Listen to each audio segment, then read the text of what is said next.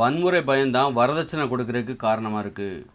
என்னென்னா, நம்ம பொண்ணு வந்து கணவன் வீட்டுக்கு போகிறா, அங்கே வந்து அவளுக்கு வந்து மதிக்கப்பட வேண்டும், அப்புறம் வந்து அவளை அடிக்கக்கூடாது, துன்புறுத்தக்கூடாது, அவமானப்படுத்தக்கூடாது அப்படிங்கிறதுக்காக தான் இந்த மாதிரி வரதட்சணை கொடுக்குறாங்க. கொடுத்துக்கிட்டே இருக்கணும். அப்போ தான் வந்து அவள் அமைதியாக வாழ முடியும். அந்த வரதட்சணை கொடுக்கறதோட நோக்கம் என்னது? நம்ம பொண்ணு அங்கே அமைதியாக வாழணும், அவமதிக்கப்பட்டுறக்கூடாது, அவமானப்படுத்தப்படக்கூடாது, அமைதியாக வாழணும், சந்தோஷமாக வாழணும். ஒரு பயம், அடிப்படையில் ஒரு பயம் இருக்குது. என்னென்னா, நம்ம பொண்ணை அவமானப்படுத்தி அந்த வன்முறை பயம்தான் வரதட்சணை கொடுக்குறதுக்கு காரணமாக இருக்குது. அப்போது வரதட்சணை அப்போ அவங்க அந்த மாப்பிள்ளை வீட்டுக்காரங்கன்னு என்ன சொல்கிறாங்க? நாங்கள் கேட்குறத கொடுத்தா தான் உன் மனைவி, உன் பொண்ணு இங்கே எங்கள் வீட்டில் சந்தோஷமாக வாழ முடியும். ஒரு அச்சுறுத்தல், இந்த உறவையே அச்சுறுத்துறாங்க, பிளாக்மெயில் பண்ணுறாங்க. கத்தியை காட்டி மிரட்டுற மாதிரி, சத்தம் போட்டால் குத்திடுவேன்ற மாதிரி பிளாக்மெயில் பண்ணுறாங்க. உங்கள் பொண்ணு சந்தோஷமாக வாழணுமா, அதற்கு நாங்கள் கேட்குற வரதட்சணை கொடுங்க. நான் கேட்டுக்கிட்டே இருப்போம். அப்படி கேட்குறவங்க கேட்டுக்கிட்டே இருப்பாங்க. வாழ்நாள் முழுதும் கடைசியாக சொத்து அது இதுன்னு கேட்டுக்கிட்டே இருப்பாங்க. அந்த மாதிரி இவங்க கொடுத்தா தான் சந்தோஷமாக வாழ முடியும். ஒரு பிளாக்மெயில், கத்தியை காட்டி மிரட்டிக்கிட்டே இருப்பாங்க. அதுக்கு ஒரு முடிவே கிடையாது. இது வந்து அந்த வன்முறை பயம், அச்சுறுத்தல், இதுதான் வந்து இந்த வரதட்சணை. இல்லைன்னா சந்தோஷமாக வாழ முடியாது. உங்கள் பொண்ணோட வாழ்க்கை சந்தோஷமாக இருக்காது. அப்படிங்கிறத அடிப்படையில் சந்தோஷமாக வாழணுன்னா வரதட்சணை கொடுங்க. வரதட்சணை கொடுத்தா தான். அப்போ இது ஒரு மிரட்டல், ஒரு அச்சுறுத்தல். அந்த அச்சுறுத்தலுக்கு பயந்து தான் வரதட்சணை கொடுக்குறாங்க.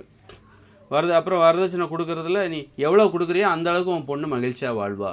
நீ எவ்வளோ வரதட்சணை கொடுக்குறியோ, நான் கேட்கும்போதெல்லாம் நீ கொடுத்துட்டாக்கா உன் பொண்ணுங்க ரொம்ப சந்தோஷமாக இருப்பா அப்படிங்கிற. அப்போ கேட்கும்போதெல்லாம் கொடுக்குறதுக்கு தகுந்த மாதிரி நம்ம நிறைய தடபடால்னு இருக்கணும், நிறைய பணத்தை சேர்த்து வைக்கணும். ஒரு பொண்ணை இப்போ தச்சு அவங்க கேட்கும்போதெல்லாம் நம்ம கொடுத்துக்கிட்டே இருக்கணும், போதுங்கிற அளவுக்கு கொடுத்துக்கிட்டே இருக்கணும் அப்படிங்கிற மாதிரி.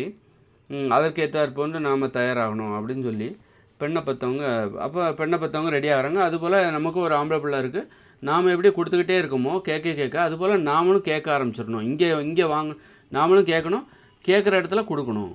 இங்கே வாங்கணும், அங்கே கொடுக்கணும். இந்த மாதிரி வாங்குவதற்கும் கொடுப்பதற்கும் இவர்கள் தயாராக இருக்கிறார்கள்.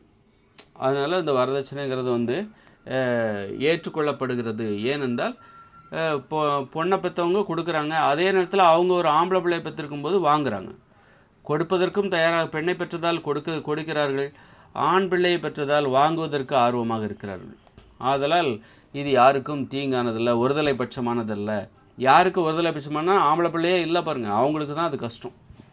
பொம்பளை பிள்ளை மட்டும்தான் இருக்குது. ஒருவேளை அது அவங்ககிட்ட நிறைய வசதி இருக்குன்னா அப்போ பிரச்சனை இல்லை.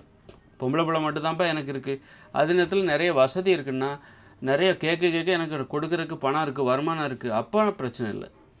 பெண் குழந்தை மட்டும்தான் இருக்குது, அதே நேரத்தில் எனக்கு வருமானத்துக்கும் வழி இல்லை, அப்படி உள்ளவங்களுக்கு தான் இது வந்து வரதட்சணை என்பது எதிராக மாதிரி. அப்போ அப்படிப்பட்டவங்க தான் அது நடுத்தர குடும்பத்தினர் கேட்க கொடுக்குறவங்களா எல்லாருமே இல்லை. ஆனால் கேட்டுகிட்டே இருக்காங்க, கொடுக்கும். அப்போ சண்டைகள்லாம் வருது. அதனால் வரதட்சணைங்கிறது ஒரு அச்சுறுத்தல், பிளாக்மெயில். சந்தோஷமாக வாழணுன்னா நீ கொடுத்தா தான் உண்டு, இல்லைன்னா முடியாது. சந்தோஷங்கிறது கிடையாது அப்படிங்கிற மாதிரி.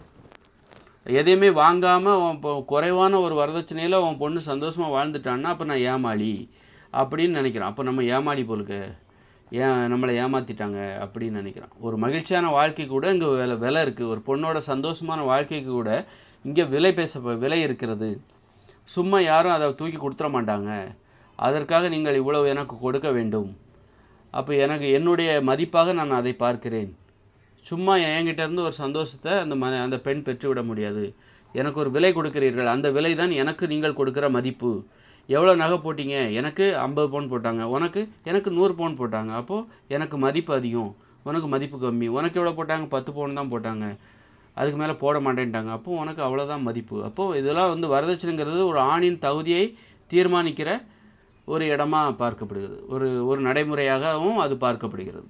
இதையெல்லாம் கடந்து அன்பு தான் முக்கியம், இதெல்லாம் ஒன்றும் இல்லை, நேர்மையாக இருக்கணும் அப்படிங்கிற சிந்தனை ஒரு சிலருக்கு தான் வரும்.